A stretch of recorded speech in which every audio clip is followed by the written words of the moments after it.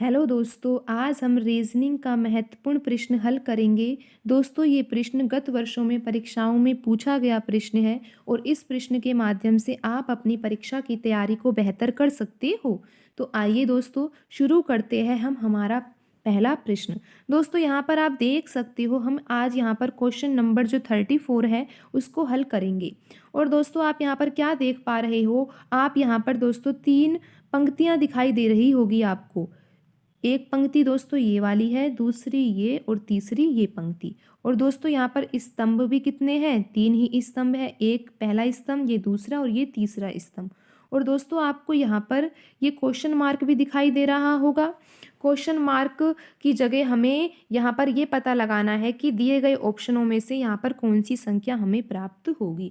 तो दोस्तों इस मिसिंग नंबर को प्राप्त करने के लिए हमें पहले यहाँ पर दिए गए जो ये दोनों स्तंभ है इनमें लिखी हुई संख्याओं को समझना होगा कि किस पैटर्न से ये संख्याएं लिखी हुई है। फिर उसी पैटर्न को हमें यहाँ पर तीसरे स्तंभ में लगाना है और फिर हमें ये मिसिंग नंबर प्राप्त हो जाएगा। तो आइए दोस्तों समझते हैं हम यहाँ पर पहले पहला स्तंभ। दोस्तों पहले हम इस स्तंभ को समझने का प्रयास करेंगे कि इस स्तंभ में किस प्रकार से ये 4, 6 और 9 लिखा हुआ है। फिर उस पैटर्न को हम यहाँ पर भी लगा कर देखेंगे। दोस्तों अगर यहाँ पर दूसरे स्तंभ में भी वही पैटर्न अप्लाई हो जाता है तो फिर दोस्तों हम उस पैटर्न को यहाँ पर तीसरे स्तंभ में लगाएंगे और हमें यहाँ पर मिसिंग नंबर प्राप्त हो जाएगा। तो आइए दोस्तों समझते हैं हम यहाँ पर पहले स्तंभ को। दोस्तों क्या आप यहाँ पर देख पा रहे हो, यहाँ पर 4 लिखा हुआ है, 6 लिखा हुआ है और 9 लिखा हुआ है। 4, 6, 9। अब हमें ये पता लगाना है कि इन तीनों संख्याओं में कैसा संबंध है, किस तरीके से, किस पैटर्न से ये तीनों संख्याएं लिखी हुई है। तो दोस्तों जब आप इसको समझो तो देखो कैसे होगा ये सवाल। दोस्तों आपको क्या करना है, यहाँ पे जब ये 4 का गुणा हम 9 से करते हैं दोस्तों, 4 का गुणा यानी कि एक तो हमने ऊपर वाली संख्या ली है और एक हमने इस स्तंभ की नीचे वाली संख्या ली है। तो दोस्तों आप क्या पाओगे, जब हम 4 का गुणा 9 से करते हैं तो दोस्तों 36 आता है।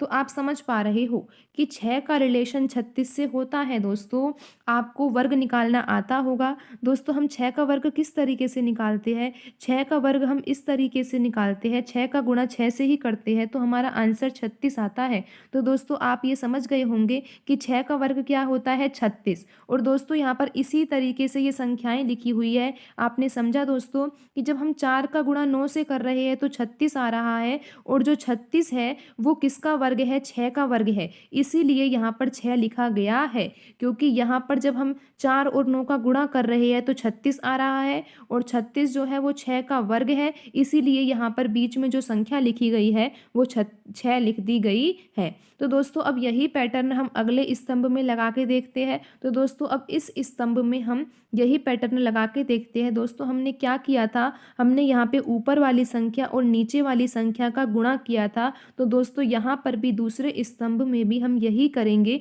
हम 3 का गुणा 27 से करेंगे। दोस्तों जब हम 27 का गुणा 3 से करते हैं तो आपको उत्तर प्राप्त होता है 81। और दोस्तों आपको ये पता है कि जो अब हम 9 का वर्ग करते हैं, जब हम 9 का वर्ग करते हैं तो भी हमारा उत्तर 81 ही आता है। तो दोस्तों आप समझे कि यहाँ पर 9 किस तरीके से लिखा गया है। दोस्तों अब यही पैटर्न हम अगले स्तंभ में लगाने का प्रयास करते हैं और हमको मिसिंग नंबर प्राप्त हो जाएगा।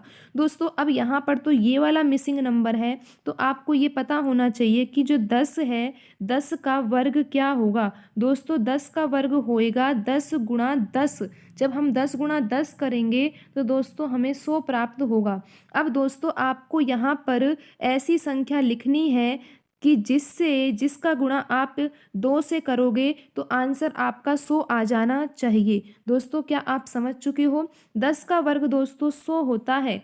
10 का जब हम वर्ग करते हैं दोस्तों तो क्या आता है, 100। और 100 हमें कैसे प्राप्त होना चाहिए, जब हम यहाँ पर ऊपर वाली संख्या और नीचे वाली संख्या का गुणा करें तो हमें 100 प्राप्त होना चाहिए। तो दोस्तों 100 तो जब ही प्राप्त होगा ना, जब यहाँ पर मिसिंग नंबर की जगह क्या लिखा होगा। दोस्तों जब मिसिंग नंबर की जगह अगर 50 लिखा हो तो आप समझ चुके होंगे कि 50 का गुणा जब हम 2 से करेंगे तो 100 आ जाएगा और 100 जो होता है वो 10 का वर्ग होता है।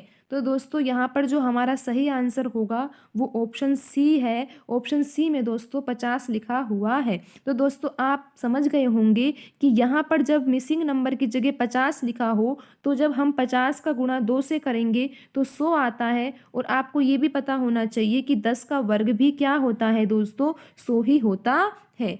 तो दोस्तों आज की वीडियो में इतना ही, मिलते हैं अगली वीडियो में। धन्यवाद दोस्तों।